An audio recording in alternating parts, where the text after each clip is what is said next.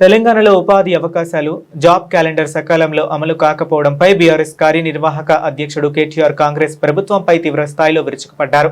Deputy CM బట్టి విక్రమార్క సొంత నియోజకవర్గంలో ఓ నిరుద్యోగి ఆత్మహత్యాయత్నానికి పాల్పడిన ఘటనపై ఆయన తీవ్ర ఆవేదన వ్యక్తం చేశారు. రాహుల్ గాంధీ హామీ ఇచ్చిన 2 లక్షల ఉద్యోగాలు మేనిఫెస్టోలో పేర్కొన్న జాబ్ క్యాలెండర్ ఇవ్వకపోవడం వల్లే నిరుద్యోగులు బలవన్మరణాలకు ఒడిగడుతున్నారని కేటీఆర్ ఆరోపించారు.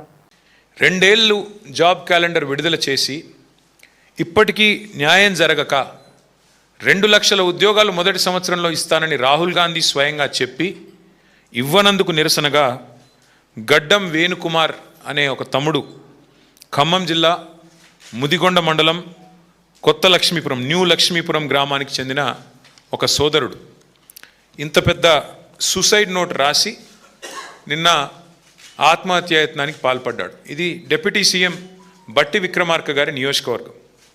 ఆ తమ్ముడు ఎంత స్పష్టంగా రాసినాడంటే ఈ లెటర్లో జాబ్ క్యాలెండర్ ఇస్తాము అని మేనిఫెస్టోలో చెప్పడంతో నిరుద్యోగులమంతా కాంగ్రెస్ను గెలిపించాము.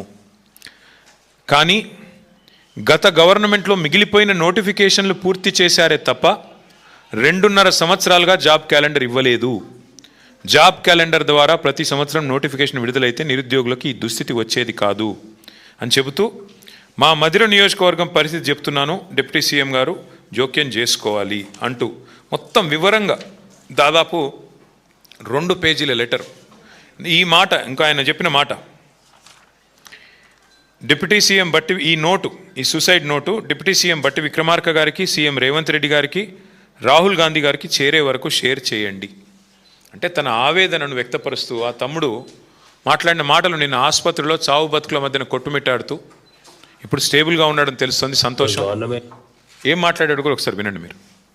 ఇచ్చిన మేనిఫెస్టో ఏంటో గవర్నమెంట్కి తెలుసు. చివరికి వచ్చేసరికి ఇప్పట్లో గ్రూప్స్ నోటిఫికేషన్ లేవు. మీరు ఎండిన దాగి తాగండి అవసరం అయితే, మాకు సంబంధం లేదు. ఆయన మాట్లాడే ప్రతి మాట కూడా ఎట్లుందంటే వ్యతిరేకమే.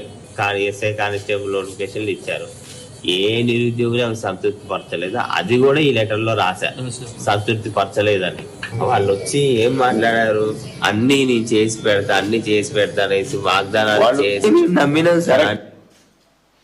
స్పష్టంగా ఆయన చెప్తున్న మాట, నోటిఫికేషన్లు ఇవ్వక ఏమైంది, ఎందుకు ఇవ్వరు? చివరికి పోలీసు ఉద్యోగాలు 20,000 ఖాళీలు ఉంటే 5,000, 7,000 ఎందుకు ఇస్తున్నారు? ఎందుకు 20,000 ఇవ్వరు? కేసీఆర్ గారు ఒకటేసారి 48,000 ఉద్యోగాలు నింపినప్పుడు మీరెందుకు నింపరు అని అడిగితే ఎండ్రిన్ తాగి చావండి.